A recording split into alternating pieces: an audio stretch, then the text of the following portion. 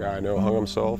Every single day, Another guy shot himself. more than 20 veterans take their own lives. At that rate, I think that's about 8,030 a year. I mean, that's an epidemic. And it's the deeper, darker message behind the program Magnus Johnson created to help veterans deal with PTSD. Every veteran is somebody's father, mother, wife, sister, husband. Chance Kiesling was Greg Kiesling's son. My son was a good soldier. I get very emotional when I talk about my kid. Chance took his own life 4 years ago. Since then, Greg's been to Washington to raise awareness for the cause. War is a terrible thing, and it damages people tremendously. It damaged Charles Doss of Muncie physically and emotionally. I've had 4 operations on my knee and another little clean-out procedure. I had some back surgeries. Pain that soon led to addiction. I was on pain medication for about 12 years, 13 years. Lost a lot through my choices. I was divorced, lost, my family. And he nearly took his own life. I tried to kill myself before. It just got hopeless. I didn't see any hope, any reason to wake up the next day. It's a vicious cycle. And you can try to stop. My family begged me to quit for years. I just had a brother who died of the same thing. He overdosed on the same thing I used to do.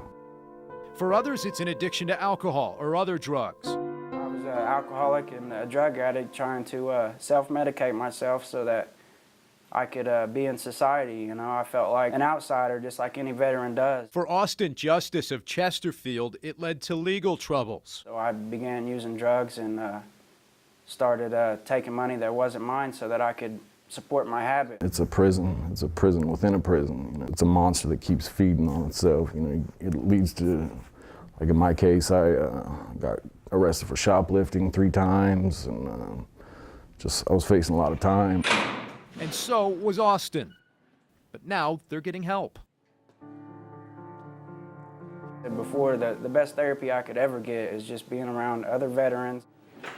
These days, Austin lives in a treatment facility here in Indy. To know that there is help out there for veterans. It says they understand, but nobody really understands more than other veterans. So, I feel comfortable speaking with other veterans because when they say they know what I'm talking about, they know.